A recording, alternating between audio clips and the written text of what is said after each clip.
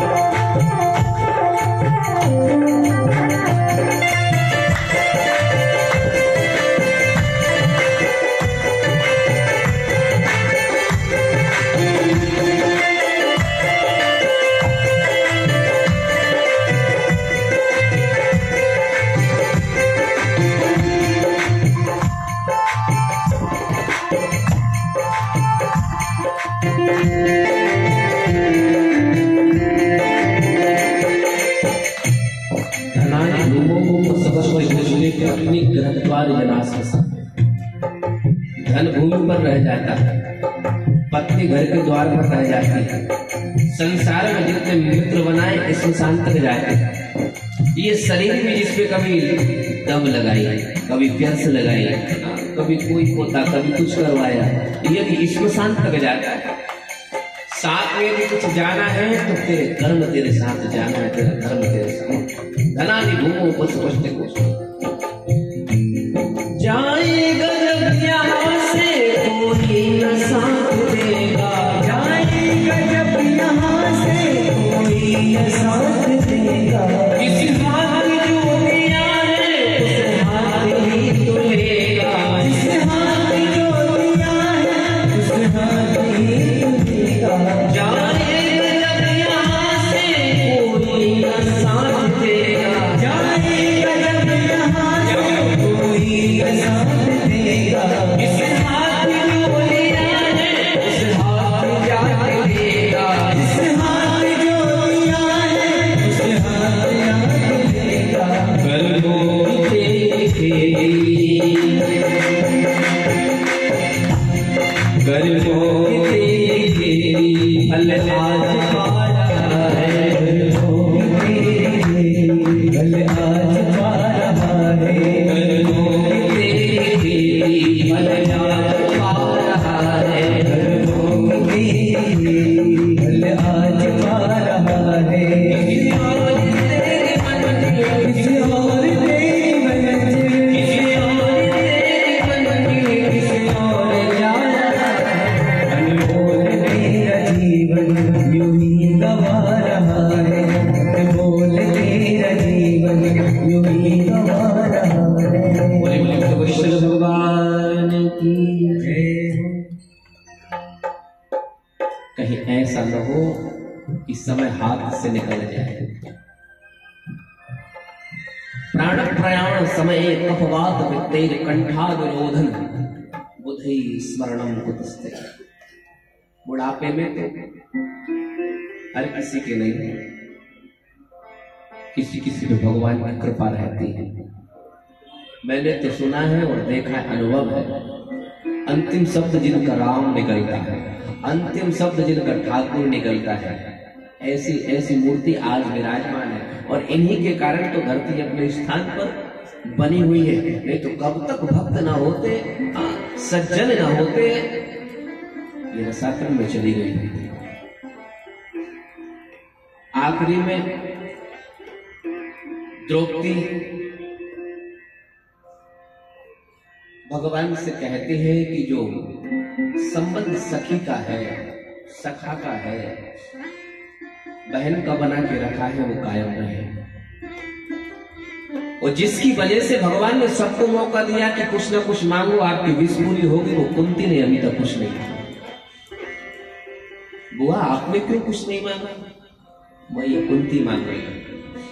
ठाकुर देना चाहते हैं, देना है तो दीजिए। विपदा सन्तु न सस्वतत्र तत्र जगद्गुरु भवतो दर्शनम यस्या अपुनर्भव दर्शनम। कुंती माता कहती है, मेरे जीवन की एक विपत्ति मिटे ना, एक विपत्ति दूर ना हो कि दूसरी मेरे सामने खड़ी हो जाए। दूसरी विपत्ति ना मिटे, तीसरी दूर ना हो कि चौथी। भगवान ने मुख का हाथ धर दिया, हुआ विपत्ति भी, कष्ट भी कोई मांगने की चीज है। तुम्हारा जीवन निकला जा रहा है, मुझे एक भी दिन वो एक क्षण याद नहीं है जब तुम सुख से रह सकी। माता कुंती के जीवनी यदि हम लोग देखेंगे, इतिहास महाभारत उठा करके या अन्य कहीं पर,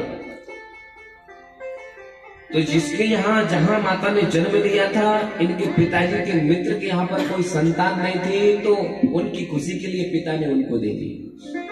अच्छा, अपने तो अनुभव की बात है, 6-7 वर्ष की अवस्था से घर से बाहर पढ़ाई के नाते चले गए थे, भले कहीं रहना हो, लेकिन जो बच्चों का जन्म कहीं हो और माता पिता से यदि सबों से दूर हो जाए तो उस बच्चे का थोड़ा सा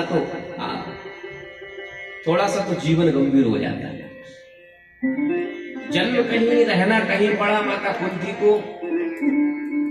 जैसे तैसे बचपन निकला, युवानी आई, तो युवानी में विवाह हुआ, तो विवाह भी ऐसे पुरुष से हुआ जो जन्म से पीलिया रोग से ग्रसित।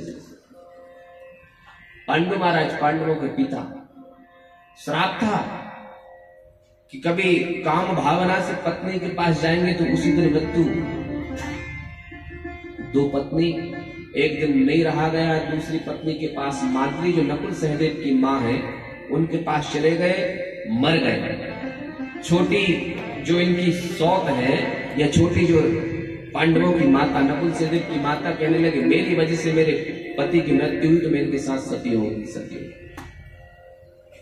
इनके ऊपर भगवान की कृपा थी, 5 देवताओं का आह्वान करते, देवता आ जाते, 5 पुत्रों को ऐसे प्राप्त किया था। माद्री के पुत्र भी अश्विनी कुमारों की कृपा से इनको प्राप्त हो गए। विचार करिए, अपनी छोटी बहन के भी 2 पुत्र, स्वयं के 3 पुत्र, छोटी बहन भी नहीं रही, पति भी नहीं रही, केवल अबोध 5 बालक जिनको पालना है और जिनको 24 घंटे ताक में, गांधारी के 100 पुत्र मारने की ताक में रहते हैं। कभी लाक्षागृह में जला करके, कभी लड्डुओं में जहर दे करके, कभी आग में जलाकर, कभी विष दे करके, कभी जल में डुबो करके, कभी व्यूच रचना करके, कभी महाभारत। 24 घंटे ताक में रहते हैं। कैसा जीवन व्यतीत हुआ होगा।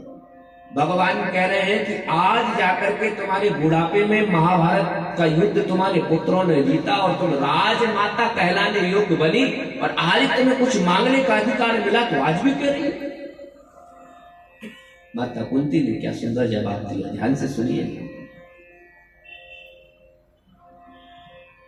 सुख के माथे सिल पड़े, ज्यादा आदमी सुखी हो जाता है ना, संसाधनों से संपन्न हो जाता है, भगवान को भूल जाता है। जो हरि से जाए बलिहारी बा दुख की, जो क्षण क्षण याद करा। जब भी व्यक्ति के जीव के ऊपर दुख आता है तो सबसे पहले भगवान की याद आती है। ऐसे सुख के सिर पर मैं पत्थर मार दूं? मैया कुंती कह रही है जो सुख आपको हृदय से आपकी याद बुला देता है, मैं तो उस दुख को बार बार, मेरे जीवन में ऐसा कौन सा क्षण है जब मुझे क्या मेरे संबंधियों पर दुख आया और आप ना आए? प्रेम से बोलिए भागवत भगवान की जय। चाहे मेरे बच्चों को लाक्षा गृह में जलाया, मेरी पुत्र वधू को भरी सभा में अपमानित किया हो, तो तूने वस्त्र साड़ी का अवतार धारण कर लिया। और दूर बात छोड़, बच्चों की, पुत्र वधू की, बहू की बात छोड़, अरे बहू के गर्भस्थ जो शिशु है उसकी रक्षा के लिए तू अभी वो काम कर दिया जो संसार में अभी तक हुआ नहीं है। तू नन्हा सा रूप धारण करके गर्भस्थ होकर उसकी रक्षा कर ले। मेरे जीवन में जब जब कष्ट आया, हनुमान जी महाराज जब मैया सीता की खोज करके जब वापस आए ना, तो भगवान ने पूछा, हनुमान जी तुमको कोई कष्ट तो नहीं हुआ? हनुमान जी कहने लगे नहीं, कोई कष्ट नहीं हुआ, केवल कष्ट एक था। क्या? कि कभी कभी जब रावण आदि के जो सैनिक आदि थे उनसे युद्ध हो रहा था, तो युद्ध में इतना तल्लीन हो गया तो उस समय आपका नाम याद नहीं आ पाया, बस। और कोई कष्ट नहीं हुआ। कष्ट कब हुआ? कहे हनुमंत विपत्ति प्रभु सोई। बोले क्या? बोले जब तब सुमिरन भजन ना हो। वास्तव में विपत्ति नहीं है, वास्तव में संपत्ति नहीं है। मनुष्य मात्र की संपत्ति और विपत्ति क्या होना चाहिए? विपदो नैव विपदा, संपदो नैव संपदा, विपद नारायण की स्मृति। जब जब हमारे जीवन से भगवान की स्मरण चला जाए, समझ लेना उससे बड़ी विपत्ति जीव के ऊपर कुछ नहीं।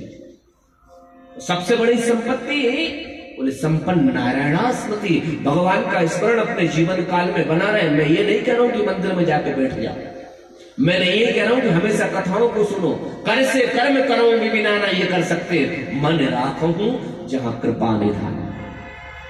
2 पुड़ियां दी, एक मरीज वैद्य के पास चला गया, बोले एक काम करना। क्या? बोले तुम्हारा ये दोनों कष्ट दूर हो जाएंगे। क्या कष्ट है? बोले एक सिर दर्द हो रहा है, दूसरा पेट खराब है। तो बोले ये पहली वाली पुड़िया ऐसे इसको खा लेना, तुम्हारा सिर दर्द दूर हो जाएगा। और दूसरी पुड़िया में जो दवाई है ना, उस दवाई को शहद के साथ चाट लेना। पहली वाली पुड़िया को पानी के साथ गटक लेना, सिर दर्द ठीक। दूसरी वाली पुड़िया को शहद के साथ चाट लेना, पेट दर्द ठीक, पेट की पीड़ा ठीक हो जाएगी। घर आ गया, पुड़िया एक जेब में डाली और पुड़िया बदल गई। पानी से गटकने वाली शहद से चाट गया और शहद से चाटने वाली को पानी से गटक लिया तो दर्द और बढ़ गया। बस हमारे साथ भी विडंबना यही है, हमारी भी पुड़िया बदल गई है कि जब भगवान ने हमको भेजा था, भगवान ने कहा कि जो दिल है ना दिल, वो दिल केवल मुझसे लगाना और दिमाग संसार में लगाना, क्योंकि संसार के काम दिमाग से चलते हैं सज्जनों, दिमाग से, दिल से नहीं चलते।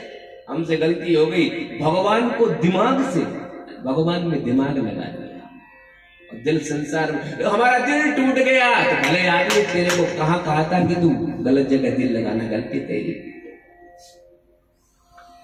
बस गलती यही होगी। हमारा दिल इसलिए टूट रहा है। विपद नारायण विस्मृति, जब जब भगवान की, नारायण की विस्मृति, स्मृति खो जाए, उनका स्मरण, उनकी याद हमारे मन से, दिल से, हमारे शरीर से चली जाए, तो मान लेना बहुत बड़ी विपत्ति हमारे ऊपर है। और इस चीज का भरोसा बना लो, भगवान की यदि याद है तो संसार का कोई भी दुख आपके करीब नहीं आ सकता। अरे करीब की तो छोड़ो, आपकी और कोई भी दुख, कोई भी कष्ट आपके ऊपर दृष्टिपात आंख उठाकर नहीं देख सकते, ये कह रहे थे। और यदि दुख ने, कष्ट ने आंख आपके ऊपर उठा ली तो भगवान का स्मरण, ये वचन है, वो उसका सर्वनाश हो जाएगा। वो कष्ट सर्वनाश को प्राप्त होगा, वो दुख सर्वनाश को प्राप्त हो जाएगा। ये भगवान की स्मृति का वैशिष्ट है। प्रेम से बोलिए ना, भागवत भगवान सबको सब प्रकार का वरदान दिया। कुरुवंश का डूबता हुआ सूरज भीष्म पितामह को सम्मान दिलाया। भीष्म पितामह के यहाँ पर पांडवों को ले गए हैं और पांडवों को भीष्म पितामह से शिक्षा प्रदान कराई। विष्णु पितामह ने अनेक प्रकार की शिक्षा दी। दान धर्मान, राज धर्मान, मोक्ष धर्मान, विभाग साह। आप राजा हो गए हो, राजा को दिल खोलकर दान करना चाहिए। तन पवित्र सेवा के लिए, मन पवित्र, तन पवित्र सेवा के लिए, धन पवित्र किए दान, मन पवित्र हरि भजन से होत त्रिविध कल्याण।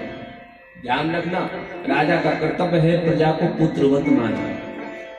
कोई शरण में आ जाए तो उसको अभय प्रदान कर देना। पाप तो करने ही नहीं चाहिए, पाप होते हुए नहीं देखना। विष्णु पिता पांडवों को गूढ़ ज्ञान दे रहे हैं, राजा बने और द्रौपदी उनके साथ गई थी, खिलखिलाकर हंस पड़े। विष्णु पितामह की दृष्टि गई, बोले मालूम है द्रौपदी, आपको आपके ससुर जो महाराज पांडु थे ना, उनकी औकात या उनकी हिम्मत नहीं थी कि मेरे सामने ऊंची दृष्टि कर सके, तो उनकी पुत्र वधू होकर के मेरे सामने खिलखिलाकर। मैं जानता हूं कि कोई कुलवती नारी बीच सड़क पर या असभ्य समाज में असभ्यता का व्यवहार, बहुत सौ को चाय जहां चाय जैसा जो कुछ मन में आए पहन लिया, चाय जैसे चल रहे, चाय जैसी बोल भाषा नहीं, ये कुलवंती नारियों का लक्षण नहीं है। अपने बड़ों के सामने ऊंची आवाज में कभी बात भी नहीं। आप तो महाराष्ट्र में तो माताओं की, संतों की भूमि है, वीरों की भूमि है। विष्णु पितामह से कहा क्षमा करो बाबा, आपके बन को कष्ट पहुंचाने का मेरा कोई विचार नहीं। नहीं कोई कारण, तो मैं जानता हूं तुम कुलवंती हो, तुम्हारे हंसने में, इस प्रकार का व्यवहार करने में कोई ना कोई रहस्य छुपा है। तो द्रौपदी कहने लगी कि बाबा, जब आप ज्यादा आदेश कर रहे हो तो मैं पूछती हूँ आपसे कि आप पांडवों से कह रहे हो कि कभी राजाओं को पाप नहीं करना चाहिए, पाप तो करे ना, आंखों के सामने पाप होते हुए नहीं देखना चाहिए। तो पाप आपने क्यों किया बाबा? ये पाप आपने क्यों किया? मुझे अच्छी तरह याद है, भरी सभा में जब दुष्ट दुशासन मेरा चीर हरण कर रहा था, उस समय सबसे प्रथम पंक्ति में सबसे पहले आप बैठे थे और सबसे पहला क्वेश्चन प्रश्न मैंने आपसे ही कहा था कि बाबा ये बताइए कि जब पांडव खुद अपने आप को दांव लगाकर हार गए, हार करके ये जब खुद दास बन गए, तो जब पांडव दास बने तो दासों को एक रानी को दांव पर लगाने का अधिकार किसने दिया?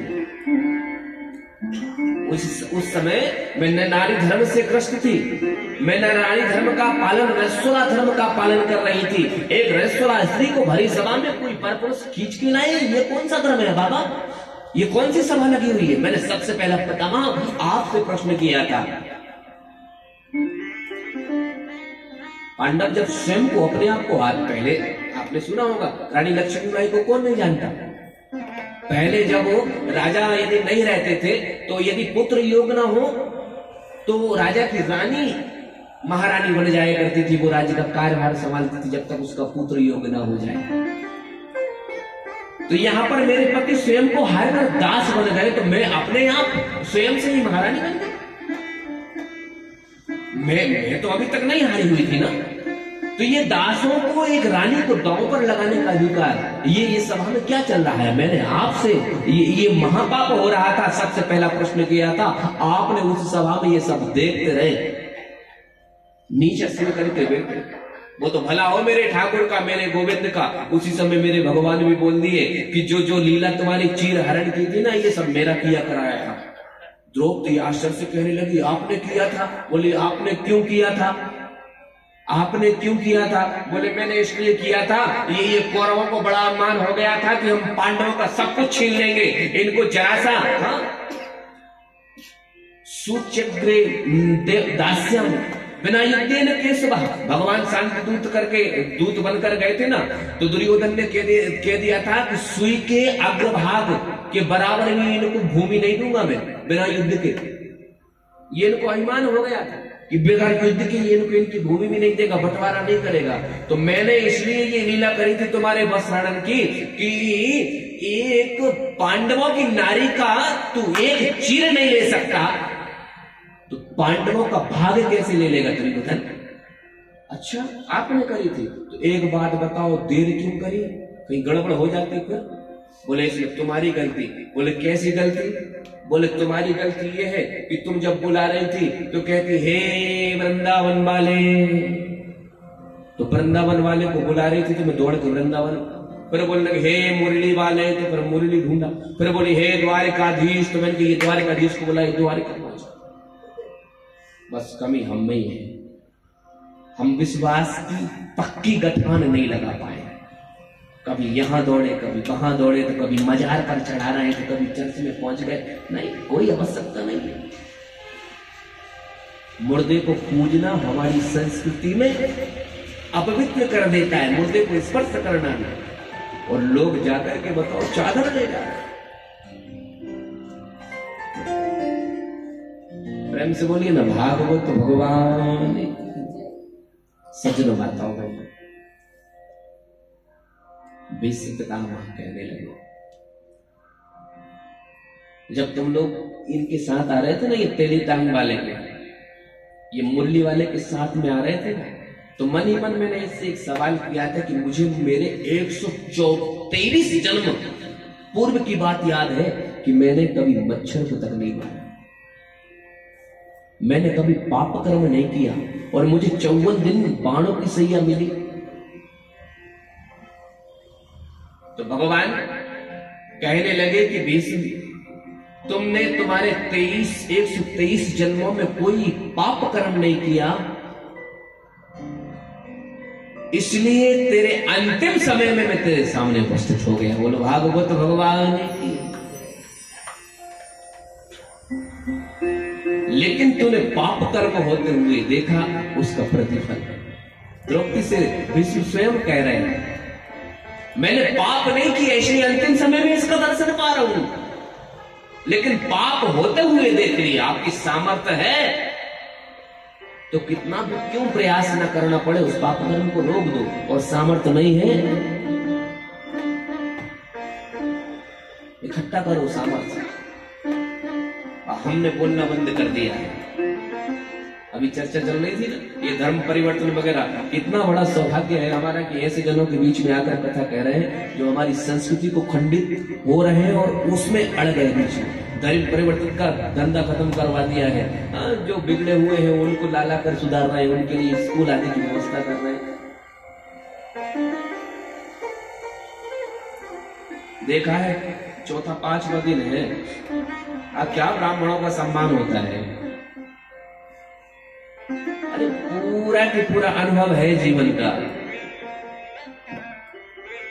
और यहाँ हमारी मंडली में शायद सब अभी युवावस्था को भी ढंग से प्राप्त नहीं हुई है, लेकिन ब्राह्मणों के प्रति क्या श्रद्धा है परिवार की। फ्रेंड्स बोलो ना, बाल कृष्ण भगवान की। द्रौपदी ने क्षमा मांगी, भीष्म पितामह का संस्कार किया है। कुछ समय उपरांत भगवान अपनी द्वारिका गए हैं, अर्जुन साथ में चले गए हैं। अर्जुन जब वहां थे, यहां पर परीक्षित का जन्म हो गया है। और परीक्षित का जन्म हुआ, भगवान वापस आए अर्जुन के साथ। परीक्षित को नाम आदि देने के बाद फिर गए, और फिर परीक्षित साथ में गया। वहां समय भगवान का स्वधाम गमन का हो गया था। ठाकुर जी सब त्याग करके स्वधाम चले गए। अर्जुन जब लौट कर आया तो युधिष्ठिर महाराज ने अर्जुन की स्थिति देखी। अर्जुन की स्थिति देख करके बड़ा आश्चर्य हुआ। अर्जुन का जो मुखमंडल था वो ऐसे कुम्हला गया, निस्तेज बिल्कुल हो गया, बल्ब जैसे फ्यूज हो जाता है। अर्जुन से बार बार पूछ रहे, अर्जुन तेरा ये मुख कमल क्यों कुम्हलाया?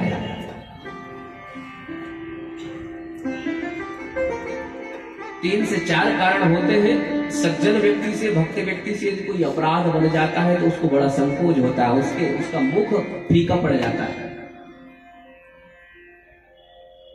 किसी अगम्या के साथ समागम तो नहीं हो गया तेरा, धोखे से किसी गाय का वध तो नहीं हो गया, धोखे से किसी ब्राह्मण का अपमान तो नहीं हो गया। अरे तेरा सबसे प्रिय तो तुझको नहीं, जैसे ही सबसे प्रिय की बात सुनी, डंडे की तरह साष्टांग करते हुए, रोते हुए, बिलखते हुए अर्जुन युधिष्ठिर के पैरों में गिर पड़ा और बोला, भैया जिन कृष्ण के बगैर हमारा एक क्षण जीना असंभव है, जिस कृष्ण के बगैर हमारा पल पल रोशन होता रहा, संसार के जितने भी संकट थे जीवन के, उसके कारण हम बड़े से बड़े संकटों पर विजय प्राप्त कर लिए। आज वही कृष्ण अपनी ऐहिक लीला को संपन्न करके और अपने धाम को चले गए। जैसे ही युधिष्ठिर महाराज ने पूरे पांडवों के साथ सुना, बगल में कुंती मैया खड़ी थी, तो जो दशरथ जी की गति हुई थी कि राम राम कही राम कही राम राम कही राम, 6 बार राम जी का नाम लेते हुए जैसे दशरथ जी ने क्षण भर में प्राणों का त्याग कर दिया था, मैया कुंती खड़े खड़े गिर गई और प्राणों को त्याग करके भगवान के लोक में चली गई। बोलो भक्त वत्सल भगवान। पांडवों से भी नहीं रहा गया। जो परीक्षित जन्म हुआ है, उस परीक्षित की अवस्था अभी छोटी है, उस परीक्षित को बुला करके वही 3-4 बात जो है वो समझा दी। शरण में आए हुए को मत त्यागना, शरण में आए हुए को मत त्यागना, और अपना धर्म कभी विमुख ना होना। परीक्षित ने कहा है बाबा मेरी अवस्था इतनी सी है। बोले अब तेरी अवस्था जैसी भी हो, तुझे जैसा राज्य पालन करना है कर। उसको सिंहासन पे बिठाया और स्वर्गारोहण चले गए। आपने कथा सुनी होगी महाभारत। परीक्षित मंत्रियों की सहायता से राज्य का संचालन करने लग जाते। समय व्यतीत हुआ, विवाह योग्य अवस्था हुई, इरावती नाम की कन्या के साथ इनका विवाह हो गया। 4 पुत्रों की प्राप्ति परीक्षित को हुई। जन्मेजय नाम के पुत्र को राजकुमारी की गद्दी प्रदान कर दी और मन में विचार करने लगे, जीवन के 4 समय होते हैं, ब्रह्मचर्य आप सब लोगों ने सुना है, गृहस्थ, वानप्रस्थ और फिर संन्यास। जो व्यक्ति 25 वर्ष की अवस्था तक, कलयुग में व्यक्ति की उम्र 100 वर्ष की निर्धारित करी है। वैसे तो उम्र वर्षों पर निर्धारित नहीं होती, श्वासोच्छ्वास पे निर्धारित होती है, आयुर्वेद कहता है। लेकिन कम से कम 100 वर्ष जीना चाहिए। तो पहले 25 वर्ष ब्रह्मचर्य, शिक्षा दीक्षा के लिए समर्पित हो जाना चाहिए। जो 25 साल के बाद यदि सोचे कि मैं फिर पढ़ाई कर लूं तो मैं का लाल पढ़ पढ़ के घुट जाए, कम हो जाए, मर जाए, लेकिन जो 25 साल के पहले पढ़ाई हो सकती है उसके बाद में फिर, ये शास्त्र नहीं है तो लिखा हुआ है, नियम में, इसलिए ब्रह्मचर्य पूर्ण रूपेण अपने मन को बांध करके मन की डोर, और पूरा मन किताबों पर, गुरु जी पर, माँ बाप, भाई बहन, बंधु सका सब पर, वो जो ज्ञान मिल रहा है जहां से मिल रहा है कोशिश करना चाहिए। ये आपका समझ गया तो तीनों समझने में आपको कठिनाई नहीं होगी। दूसरा गृहस्थ, 25 के बाद गृहस्थ में प्रवेश करके 50 तक उसका खूब उपभोग करना चाहिए। जो बच्चों को जिस प्रकार, और फिर 50 के बाद वानप्रस्थ लग जाता है। अच्छा देखो संकेत दिया है ना, 50 के बाद रहो तो घर में, लेकिन वन में रहो, ऐसा ध्यान। ज्यादा बच्चों को नहीं टोकना चाहिए। बात बात पर जो लोग बुढ़ापे तक बच्चों को टोकते हैं ना, तो बच्चे पर उनसे चुप छुपा कर उनसे कुछ फिर वही तरुणी प्रभुता के स्याल को बुद्धिदायक वाली बात आ जाती है। सालों से ज्यादा पूछते हैं बुढ़ापे। इसलिए बच्चों को एक अवस्था जब वो हो जाए, लालयित 5 वर्षानी 10 वर्षानी ताड़े, ये हमारी शास्त्र नीति कहती है। बच्चे को 5 वर्ष तक जितना हो सके लालन पालन करो, उसका जो संभव हो सके आपसे समर्पित हो जाओ, ऐसा लालन पालन करो उसका। जिन्होंने बचपन में बच्चों को लालन पालन गोदी में नहीं खिलाया, सुख नहीं दिया, तो वो बुढ़ापे में आशा न करें कि बच्चे बुढ़ापे में हमको सुख। बोलिए ना भागवत भगवान की। जिन्होंने बच्चों की सेवा उनके बचपन में करी है, वो बच्चे बुढ़ापे में आपकी सेवा करेंगे, ये हमारी गारंटी है। ये आदान प्रदान वाली बात है। बच्चों की सेवा बचपन में जिनने कर ली उनको सेवा अवश्य मिलेगी। लालयेत 5 वर्षानी 10 वर्षानी ताड़येत, 10 वर्ष तक उसको ताड़ना से नहीं मानता हो तो थोड़ा बहुत अपाऊ चपाऊ चंपत तंपत करके थोड़ा सा मान मून के जाना नहीं, डरा धमका कर उसको चलाना चाहिए। और जैसे 16 वर्ष की अवस्था बच्चा प्राप्त कर ले तो मित्र व्यवहार उससे धीरे धीरे अपने धंधे में सम्मिलित कर लेना चाहिए उसको, धीरे धीरे उसको।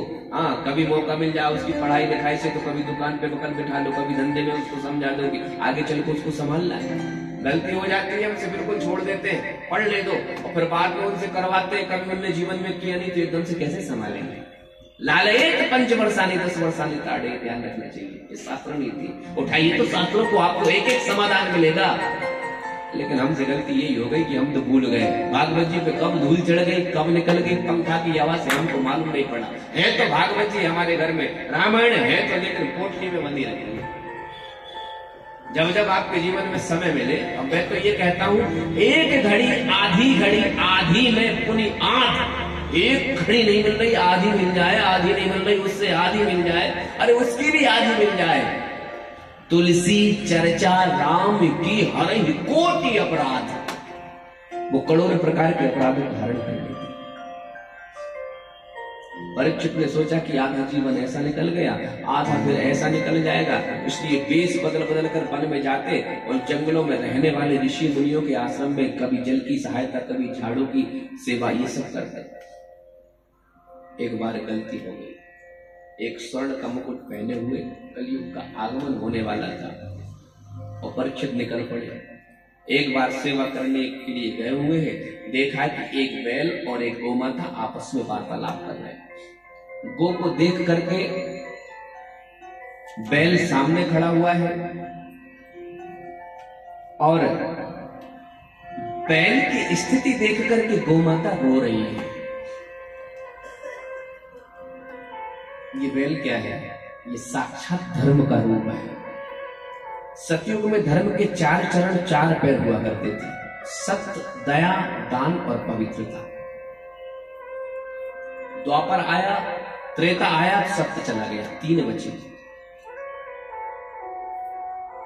त्रेता गया, द्वापर में 2 बचे, दान भी चला गया। दया और पवित्रता द्वापर में बची, और द्वापर गया तो दया भी चली गई, कलियुग में केवल पवित्रता बची है। पवित्रता, चाहे तन की पवित्रता हो, चाहे मन की पवित्रता हो, चाहे चरित्र की पवित्रता हो, ध्यान रखना। हर तरह से पवित्र जो व्यक्ति है वो कलियुग में अच्छी तरह से जीवन व्यतीत कर पा रहा है, और जिसकी पवित्रता सुचिता कोई, कलियुग उसके ऊपर हाथ लगा। आप किस लिए रो रही? इसलिए रो रही हो कि आपके परम प्रेमी भगवान अपनी ऐहिक लीला को संपन्न करके स्वधाम को चले गए, और भगवान के जाने के बाद पाप कर्म बढ़ गया है कलयुग में, इसलिए आपको कष्ट है। क्योंकि पृथ्वी गो का रूप धारण करे हुए है, और जब संसार में कोई जीव पाप करता है तो पृथ्वी पर करता है, पुण्य करता है तो पृथ्वी पर करता है। पृथ्वी कहती है कि मुझे बड़े बड़े पहाड़ और बड़े बड़े नदियों का वो वजन नहीं लगता, वो भार नहीं लगता, जो एक छोटे से छोटे के पापी का भार मुझे लगता है। उसके भार को मैं उस कष्ट को मैं सहन नहीं कर पाती, जो सहन में बड़े बड़े पर्वतों के भार को कर सकती हूँ।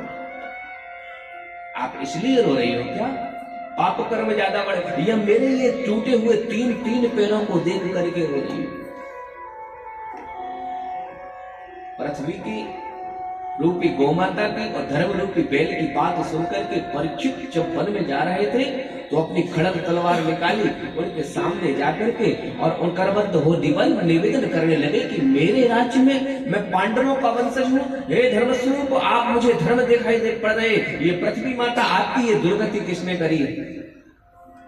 उसको जिंदा नहीं छोड़ूंगा, मेरे राज्य में ऐसा कोई रह नहीं सकता है। परीक्षित का राज्य 34 फैला हुआ।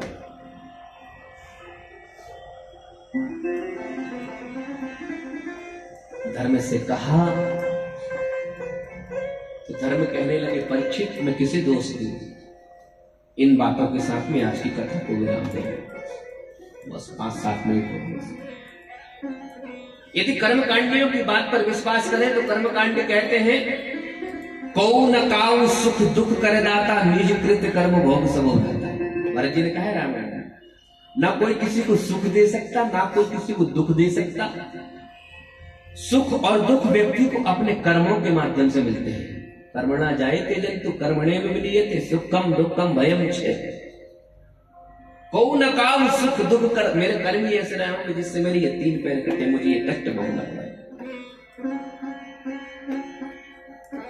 और मीमांसा शास्त्र के जानकारों की बात पर विश्वास किया जाए तो मीमांसक कहते हैं सुख और दुख मन की कल्पना है, ये वास्तव में होते नहीं। जो सुख हम डल्लभ के गद्दे पर सोने को मानते हैं वही सुख एक कुत्ता नाली में सोने पर मानता है। जो सुख हमको सुंदर गुलाब जामुन खाने में मिलता है वही सुख गाय को, भैंस को, बैल को हरी हरी घास खाने में प्राप्त हो जाता है। मीमांसक कहते हैं जिस सुख को हम आरामदायक गद्दे पर सोकर मान रहे हैं, एक किसान वही सुख लहलहाती फसल को देख करके मिट्टी पर हाथ का तकिया लगा करके प्राप्त कर लेता है, मीमांसक कहते हैं। और वेदांतियों की भाषा पर यदि विश्वास किया जाए तो वेदांती कहते हैं सुख और दुख ये शरीर के धर्म है, मैं तो चिन्ह में आत्मा हूं, उस परमानंद का अंश हूं, उस अंशी का अंश हूं। यदि दुख हो रहा है तो शरीर को हो रहा है, कष्ट हो रहा है शरीर को हो रहा है, पैर कटे हैं तो शरीर से निकले हैं, मैं तो चिन्ह में आत्मा हूं। और आत्मा न कभी जन्मती है न कभी मरती है। परीक्षित ने यह संवाद सुना, नतमस्तक हुआ और कहने लगा कि आपके कष्ट देने वालों को नहीं छोड़ूंगा। अपनी तलवार निकालियो, निकाल करके चल दिया तो आश्चर्य हुआ, सामने एक काला कलूटा सा बड़ी भयंकर विकराल जिसकी आंखें हैं, लाल टपक रही है, देखने में भी खराब लगता है, बिखरे हुए जिसके बाल हैं, गंदे मैले कुचेले कपड़े पहने हुए, बड़े बड़े नाखून जिसके हैं, और जितने भी एक दुर्गुणी में, जितने भी आतंकवादी में लक्षण होना चाहिए अपनी कल्पना के अनुसार सब उसमें विद्यमान है। आकर परीक्षित के चरणों में गिर पड़ा और जैसे ही गिरा है परीक्षित ने उसको पूछ रहा, आप कौन? बोले महाराज मैं कलियुग। अरे मेरे राज्य में तुम कैसे? बोले मैं जाऊं कहां? जहां देखता हूं वहां आप ही तो मुझे दिखाई देते हो। आपका राज 10 दिशाओं में तो फैला हुआ है, आपके बाबाओं ने इसका विस्तार किया। मेरे राज्य में रहने के अधिकारी नहीं हो, तुम जाओ। बोले महाराज मैं कहां जाऊं? मुझे भी अपनी प्रजा, अपना बच्चा समझ करके कोई स्थान दे दीजिए। तो ना मालूम परीक्षित के मुंह से 4 जगह निकले, दूतम पावनम स्त्रियः सून यत्र धराश्चतुर। दूत क्रिया, जहां पर दूत क्रिया आप जानते हो, जहां सट्टा खेला जाता हो तो सट्टे में बेईमानी के रूप में कलयुग का वास होता है। पानम, जहां मदरा पी जाती हो तो मदरा में मद यानी नशे के रूप में कलयुग विद्यमान रहता है। अगम्या का समागम, जहां काम के रूप में कलयुग विद्यमान रहता है। सोना यानी हिंसा, हिंसा, ये 4 जगह कलयुग का वास है। तुम ये 4 जगह जाकर देखो। कलयुग ने देखा कि चारों जो रूम है वो चारों रूम खराब है। परीक्षित इनमें से एक भी रूम को यूज नहीं करते।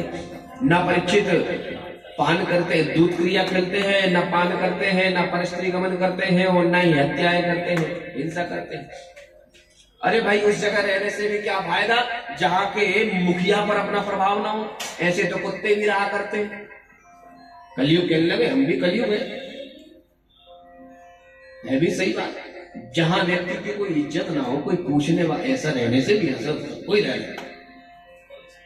अरे रहो तो ऐसे रहो शान से कि उस जगह के सब लोग बड़े से बड़ा आदमी हमको पहचाने। ये परीक्षित के राजा तो इनमें से कोई भी नहीं मिस करते। इसलिए बोला महाराज ये सब गंदी गंदी जगह है, एक आध अच्छी तो दे दो। तो न जाने क्यों परीक्षित के मुंह से निकल गया कि जाओ स्वर्ण में भी तुम्हारा वास हो। तो प्रश्न उठता है यहाँ पर, इस सोने में कलयुग का वास है तो वेद भगवान कहते हैं धातु नाम अस्मि कांचनम। जितने भी संसार में धातु है, कांचन यानी स्वर्ण मेरा स्वरूप है। जब सोने में भगवान का निवास है तो सोने में कलयुग कैसे वास है? गंडकी नदी आपने सुनी, नेपाल में आती है। आज भी प्रमाण है वहां पर कि तुलसी का हरा भरा बिरवा यदि आप नदी में डुबोएंगे तो 8 फुट नीचे से उसमें शालिग्राम की प्रतिमा चिपक कर चली आती है। खोलना नहीं चाहिए, लेकिन ऐसा प्रमाण मिलता है कि उसके अंदर अभी स्वर्ण का कण मिलता है। अभी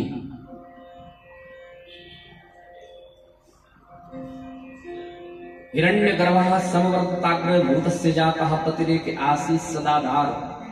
वेद भगवान कर हिरण्यगर्भः, जिसके गर्भ में हिरण्य यानी स्वर्ण है, वो भगवान। अब भगवान भी स्वर्ण में कल ये तो उत्तर दिया कि जो बेईमानी का कमाया है सोना, किसी के मन को कष्ट पहुंचा करके कमाया हुआ स्वर्ण है, उस स्वर्ण में तो कलयुग का वास रहेगा। जो ईमानदारी है, सौभाग्य से भगवान की कृपा से मिला है, कमाया हुआ है, उसमें अब आप विचार कर लेना कि आप कौन सा पहन नहीं है। बोलो भागवत भगवान।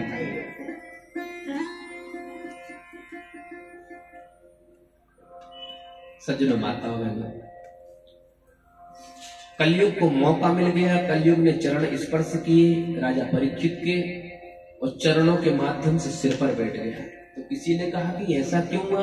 बोले कलयुग जो परीक्षित थे ना, उनने जो मुकुट पहना था वो मुकुट स्वर्ण का था। स्वर्ण का मुकुट कहां से मिला? उनके बाबा पांडवों से। तो पांडवों ने कौन सी बेईमानी करी थी? बोले नहीं, पांडवों ने बेईमानी नहीं करी। पांडवों ने जब भगवान श्री कृष्ण की सहायता से जरासंध को मारा, तो जरासंध को मार करके उसका जो खजाना था वो अपने खजाने में सम्मिलित कर लिया। जरासंध तो दुष्ट था, कई राजाओं की निर्मम हत्या करी थी। तो आज परीक्षित जब वन में जा रहे हैं संत सेवा करने के लिए या वन में शिकार आदि करने के लिए, तो हुआ क्या है, परीक्षित ने उस खजाने के दरवाजे खोल करके और वो मुकुट दिखा जो बहुत सुंदर तरीके से बना हुआ था। उस मुकुट को जो जरासंध के यहाँ से लेकर आए थे पांडव, उसको धारण कर लिया। तो जरासंध का मुकुट तो हत्याएं करके स्वर्ण कमाया हुआ था ना, इसलिए बेईमानी का, हत्या का, आतंकवाद से कमाया हुआ स्वर्ण परीक्षित के सिर पर धरा हुआ था। इसलिए परीक्षित के सिर में कलयुग बैठ गया और परीक्षित से एक अपराध हो गया। समीप ऋषि के आश्रम में गए, सब लोग बिछड़ गए थे, उनसे जल मांगा, लेकिन वो ऋषि तपस्या में बैठे थे। तो ऋषि जब नहीं सुने तो परीक्षित से अपमान हो गया कि मरा हुआ सर्प बांध की नोक से उठाकर ऋषि के गले में। बोले जब ये बोले देखो तो सही, ऐसा नहीं कि राजा हूं मैं, मुझे देख करके इसने आंख बंद कर ली। बोले राजा आया है, इसकी सेवा करनी पड़ेगी, कौन कर पाएगा? कहीं गलती हो गई तो दंड भी दे सकता है, इसलिए बन के बैठ गया हो। सच्चे को झूठा मान लिया, समीप मुनि का अपमान कर दिया, कलयुग सिर में बैठ गया इसलिए। लेकिन ऋषि की प्रवृत्तियां तो अंतर आत्मा में विराजमान परमात्मा से जुड़ी हुई थी, बाह्य कोई भान नहीं था। परीक्षित अपमान करके चले गए और जैसे ही घर जाके मुकुट उतारा तो बुद्धि खुली, मेरे से बड़ा अपराध हो गया, इतना बड़ा अपराध हुआ कि तत्क्षण मेरा शरीर जलकर भस्म हो जाए।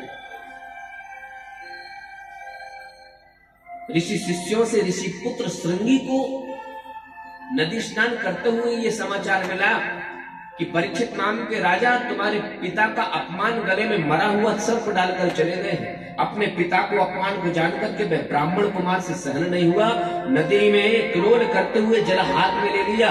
मैं अपने पिता की संतान ब्राह्मण के घर उत्पन्न हुआ हूं, तो जिस राजा परीक्षित ने मेरे पिता का अपमान तक्षक सर्प डालकर के मरा हुआ उनके गले में अपमान किया है, उसी सर्प का वंशज तक्षक नाम का सर्प के डसने से आज से 7 दिन के अंदर परीक्षित की मृत्यु हो जाएगी। जल छोड़ दे। बोलो भागवत भगवान।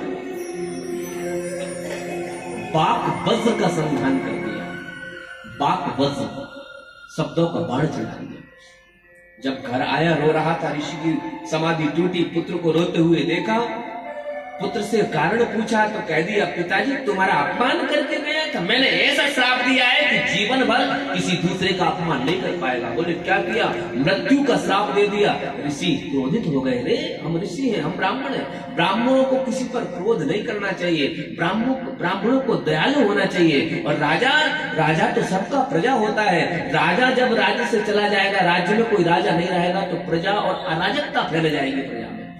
राज्य का कौन अच्छा राजा हो गया होगा, शायद कुछ परीक्षण किया होगा, देख रहे होंगे। गौरव के नाम के शिष्य को भेजाया है परीक्षित को सूचना देने के लिए।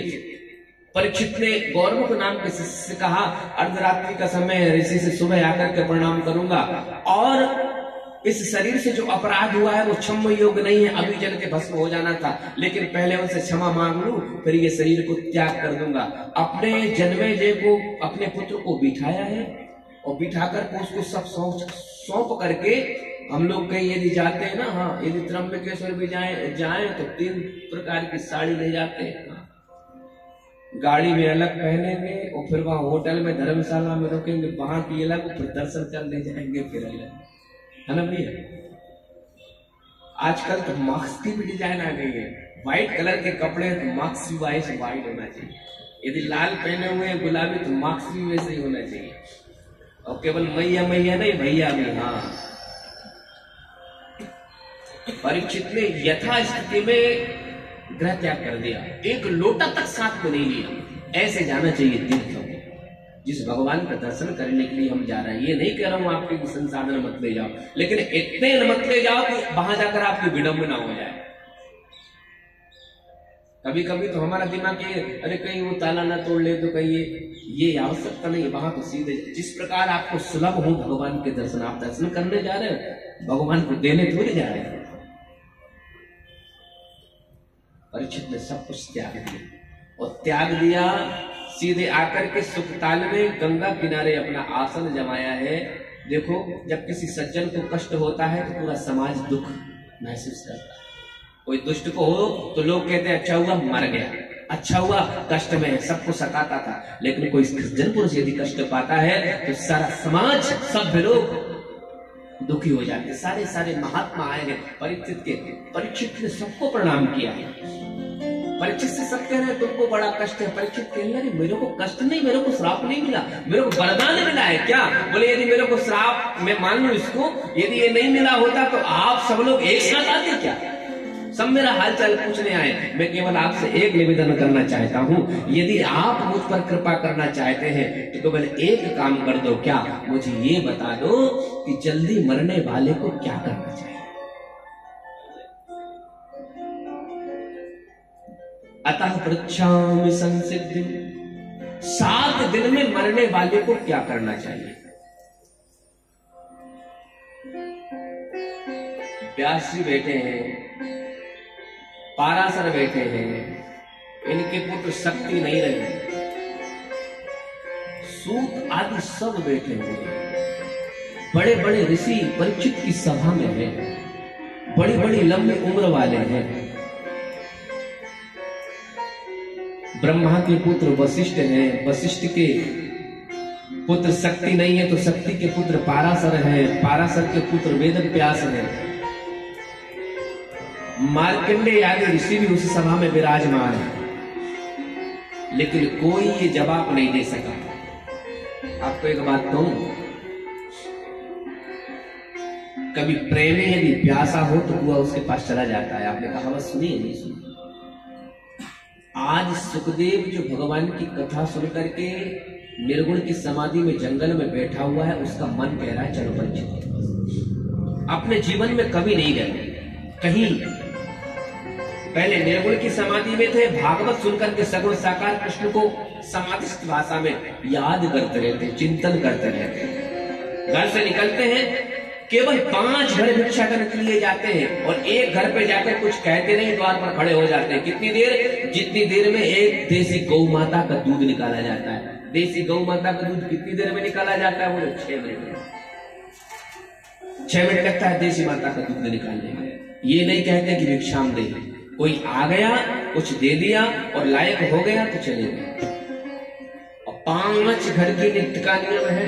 5 घर में किसी ने देख लिया, दिया तो ठीक, नहीं देखा नहीं दिया तो छठ में नहीं जाता वापस। आज में सुखदेव कह रहा है चलो परीक्षित के पास। सुखदेव जी आ रहे हैं। अच्छा, किसी ने कहा इतना बड़ा संत आ रहा है तो पीछे बड़ी बड़ी गाड़ियां, बड़ी बड़ी भीड़ होगी। बोले नहीं साहब, कोई नहीं है, किसी को दीक्षा, किसी को शिष्य बनाए ही नहीं। हाँ, कुछ जिस बस्ती से, गांव से, नगर से निकलते हैं तो गांव के बच्चे जरूर पीछे लगे हैं। क्या बोले? नंगा बाबा आ रहा है, नंगा बाबा आ रहा है, जिनके शरीर पर 2 अंगुल की कोपिन के अलावा कुछ नहीं। भागवत की भाषा देखिए, वेद व्यास जी लिख रहे हैं, इतत्रा भवन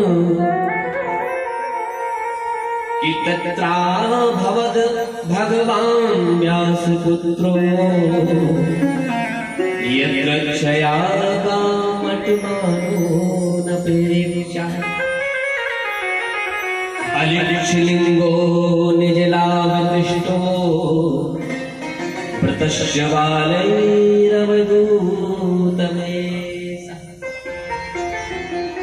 कौन आ रहा है? तत्रा भवद भगवान व्यास पुत्रो, मानो व्यास पुत्र के रूप में स्वयं भगवान सुखदेव का रूप धारण करके परीक्षित की रक्षा के लिए आए। और भागवत की भाषा है कितने वर्षीय? बोले 16 वर्षीय। लेकिन भागवत में वेद व्यास क्या लिखना है? अष्टद्वयी, 8 दुआ। अरे भाई 16 सीधा क्यों नहीं बोल दिया? बोले नहीं, 16 इसलिए सीधा नहीं बोला कि 16 वर्ष के बच्चे के मन में विकार आ सकता है।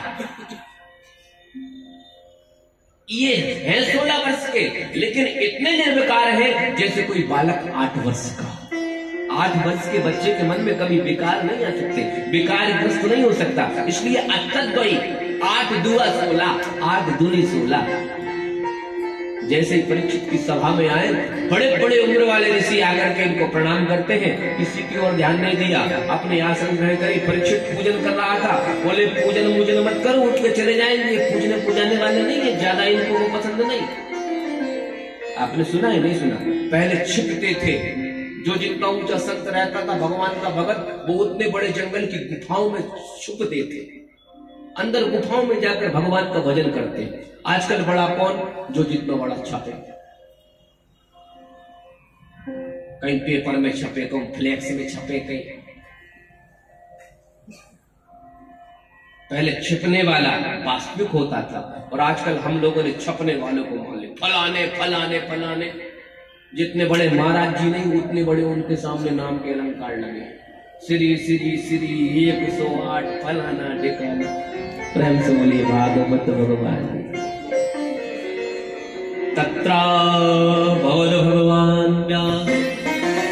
परीक्षित ने केवल एक शब्द कहा, एसाम संसमूर्णात् पुंसाम सत्याः सुत्यन्ति वैग्रहा किम पुनर्भवदर्शन स्पर्श पात सोचासनादनि। मेरा बड़ा सौभाग्य है, आप जैसा ब्राह्मण मेरे यहाँ पर पधारा है। न विप्रपादोदक गर्दमानी न वेद शास्त्र ध्वनि गर्दितानि। जिस घर में ब्राह्मण के चरण न पड़े हो, संतों के चरण न पड़े हो। न वेद शास्त्र ध्वनि गर्दितानि, जिस घर में वेद मंत्रों का उच्चारण न हुआ हो। स्वाहा सुधाकार विवर्जितानि, जिस घर में स्वाहा हवन आदि न हो। बोले वो घर घर नहीं, बोले शास्त्र कहते स्मशान तुल्यान ग्रहान तानि, वो घर स्मशान के समान हो जाता है। बोलो ना भागवत भगवान। देवाधीन जगत सर्वं मंत्राधीनश्च देवतात्य मंत्रा ब्राह्मणाधीन तस्मात् ब्राह्मण देवता। अतः पृच्छामि संसिद्धिं। मेरा बड़ा सौभाग्य है, एक गुरुओं के भी गुरु। पुरुषस्य यत् कार्यं ह्रियमाणस्य सर्वथा। जल्दी मरने वाले को कौन से कर्म करना चाहिए, ये चर्चा कल बताएंगे। प्रेम से बोलो भागवत भगवान की जय। ध्यान रखिएगा, कथाएं कल बहुत सारे चरित्र हैं, सबका स्पर्श करते हुए कल सब लोग जरूर पधारेंगे। मेरे नटखट लड्डू गोपाल का कल बर्थडे मनाएंगे। हम हो सके तो सब लोग पीले पीले वस्त्र पहन करके आएंगे। तो ध्यान रखिए, सब लोग आइए जरूर। तो भगवान से प्रार्थना करिए, ये भगवान जैसे यशोदा के घर गया, देवकी के घर गया, हम पे भी कृपा करो। भक्तों के सावरे आते रहा करो।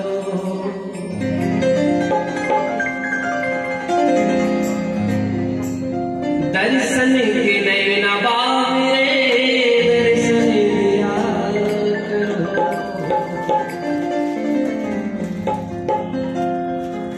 भक्तों के घर भी सावरे आते रहा करो। भक्तों के घर भी सावरे आते रहा करो। भक्तों के घर भी सावरे आते रहा करो। भक्तों के घर भी सावरे आते रहा करो। दर्शन के नैना बावरे दर्शन दिया दर्शन के नैना बावरे दर्शन दिया करो। भक्तों के घर भी सावरे आते रहा करो। भक्तों के घर भी सावरे आते रहा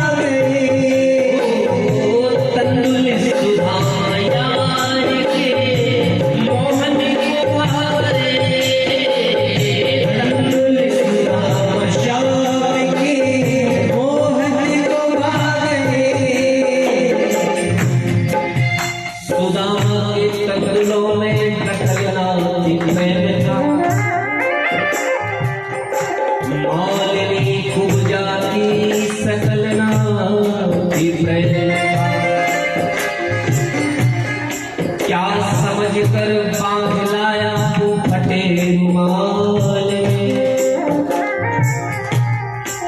क्या समझ कर बंध गया मोहब्बत के जंजाल। जिसके झूठे मेरे खाए उसकी क्या औकात थी। दरअसल धीरे चमन ये प्रेम की बात थी। कहते प्रेम से प्रभु छिलके भी खा गए। कहते प्रेम से प्रभु छिलके भी खा गए। ओ तंदुल सुदाम यार के मोहन को आ गए। तंदुल सुदाम यार के मोहन को भाग गए। तंदुल सुदाम यार के मोहन को भाग गए। दिल्ली के झूठे मेरे प्रभु दिल्ली के झूठे मेरे प्रभु दिल्ली के झूठे मेरे प्रभु दिल्ली के झूठे मेरे प्रभु आते रहा करो। दिल्ली के झूठे मेरे प्रभु आते रहा करो। दर्शन के नैना बावरे दर्शन दिया करो। दर्शन के नैना बावरे दर्शन दिया करो। भक्तों के घर भी सावरे आते रहा करो।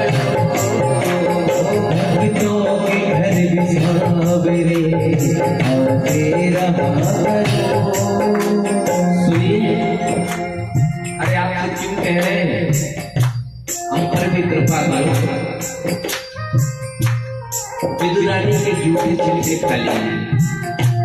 सुदामा को 4 प्रकार से अधिक क्वालिटी वैरायटी के तूने तंदूर पा लिए। वो जिसकी कोई शकल नहीं दिखती है, जिसको कुबड़ी कहती थी, उससे तो ये चंचल लगवा ली। अरे हमारा कुछ ग्रहण मत कर, बस तेरी सूरत जहां जहां देखती है ना, वो तू वहां दिखाता रहा था, इतनी बस कृपा कर दे। सूरत की सलोनी आपकी आंखों में बस गई, सूरत की सलोनी आपकी आंखों में बस गई।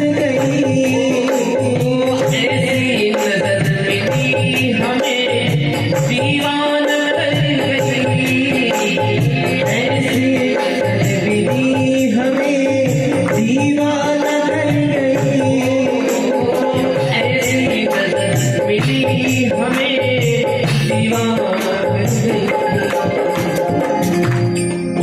एक काम होता है, बढ़ती रहे दीवानगी, बढ़ती रहे दीवानगी, वो बढ़ती रहे दीवानगी, बढ़ती रहे दीवानगी। ऐसे कृपा करो, बढ़ती रहे दीवानगी, ऐसी कृपा करो। दर्शन दिखे नवाब ने, दर्शन दिया करो, दर्शन दिखे नवाब ने, दर्शन दिया करो। भक्तों के घर बिठा मेरे आते रहा करो, भक्तों के घर बिठा मेरे आते रहा करो, भक्तों के घर बिठा आते रहा करो, भक्तों के घर बिठा मेरे आते रहा करो। हरे रामा हरे रामा रामा रामा हरे कृष्णा हरे कृष्णा कृष्ण कृष्णा हरे हरे, हरे राम हरे राम हरे कृष्णा कृष्ण कृष्ण हरे हरे, हरे राम हरे राम हरे राम हरे हरे, हरे कृष्णा कृष्ण कृष्ण हरे हरे, हरे राम हरे राम हरे हरे, कृष्ण कृष्ण हरे हरे, हरे राम हरे राम हरे हरे, हरे कृष्ण कृष्ण कृष्ण हरे हरे, हरे राम हरे राम राम राम हरे हरे, हरे कृष्ण हरे कृष्ण कृष्ण कृष्ण हरे हरे, राम राम हरे हरे,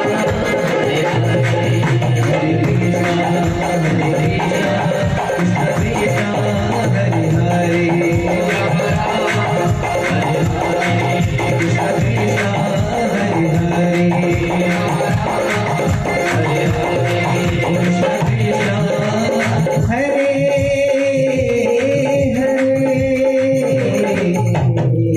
बोले भगवान की जय।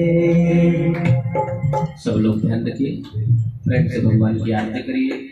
आरती करके, आरती ग्रहण करके, प्रसाद लेकर के फिर अपने गंतव्य को प्रस्थान करिए। और कल आने के पूर्व तक कर से कर्म करो विबिना नाम राखूं, जहाँ कृपा निधाना इन शब्दों के साथ सबको जय श्री कृष्णा, जय श्री राम। अपने घोड़े को जय जय श्री राम। सभी लोग अपने साथ खड़े हो जाएं।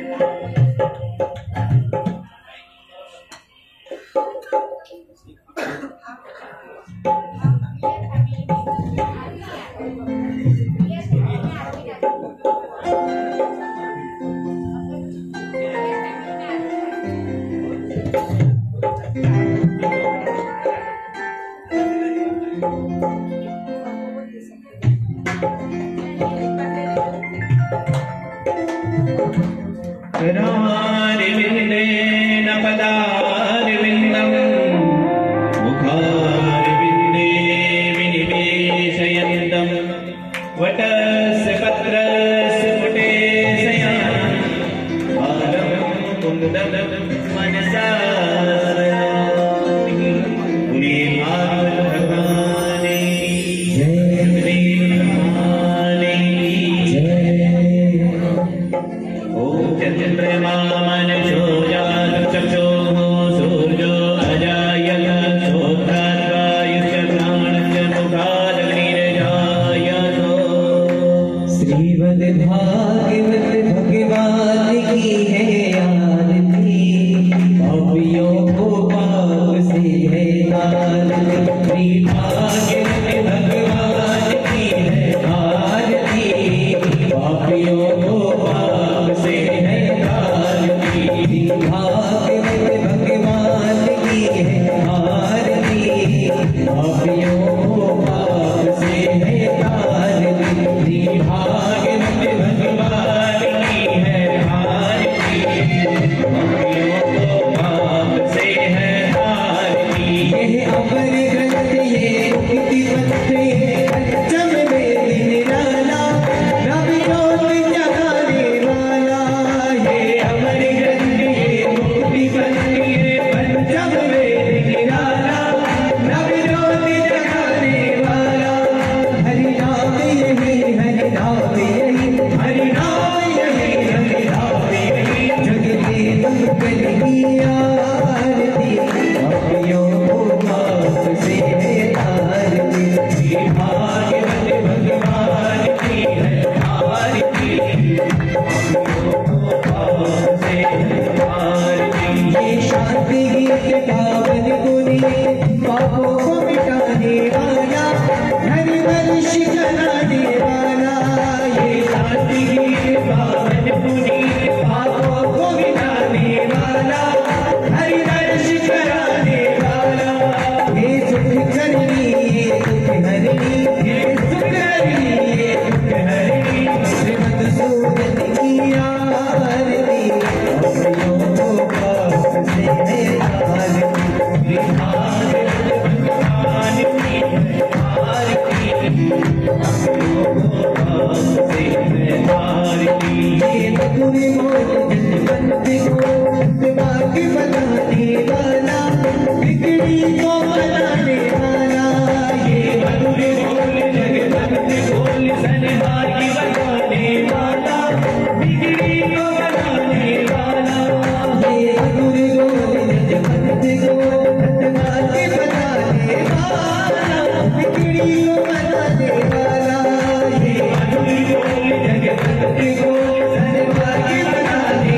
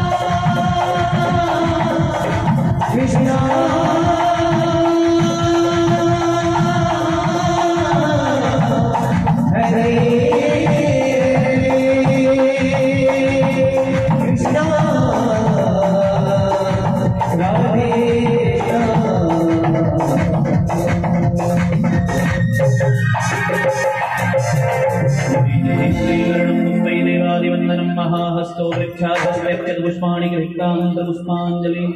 हरि ओम यज्ञेन यज्ञमैनं तदेवास्तानि धर्माणि प्रथमान्यासन्नाते ह्यनाकं महिमानः सचन्द्रजत्पूर्वेशाद्याः सन्ति देवः विदिता किल शास्त्र सुधा जलते महितोपनिषादति कठिनदे हृदये कलये विमलं चरणं भवशङ्कर देशिकमे शरणं विदितान् मया विशदेति कलानत किञ्चन काञ्चनमस्ति गुरु तत्त्वमेव विदेहि कृपां सहजां भवशङ्कर देशिकमे शरणम् एकदन्ताय विद्महे वक्रतुण्डाय धीमहि तन्नो दन्ती प्रचोदयात् गणम्बिकायै च विद्महे कर्मसिद्ध्यै च धीमहि तन्नो वारी प्रचोदयात् नन्दनन्दनाय विद्महे देवकी नन्दनाय च धीमहि तन्नो कृष्णा प्रचोदयात् नाना सुगन्धि पुष्पाणि यथा कालो भवानि च पुष्पाञ्जलिर्मया दत्तो ग्रहणं परमेश्वरं मन्त्र पुष्पाञ्जलिं समर्पयामि।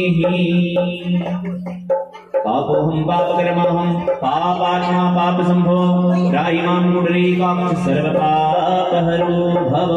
धर्म की अधर्म का प्राणियों में विश्व का गौ माता की बाबा विश्वनाथ की त्र्यंबकेश्वर भगवान की भागवत भगवान की सुखदेव भगवान की व्यास भगवान की और मुकुट बंसी वाले की द्वारिकाधीश भगवान की हर हर नर काल हर कष हर दुख हर दारिद्र हर जन जन का कल्याण कर। नमः पार्वती पतये हर हर महादेव। सर्वे भवन्तु सुखिनः सर्वे सन्तु निरामया सर्वे भद्राणि पश्यन्तु मा कश्चित् दुःखभाग् भवेत्। सब लोग अपने स्थान पर बैठ कर ये आरती में प्रसाद लेकर जाएंगे। जय श्री कृष्ण, राधे राधे।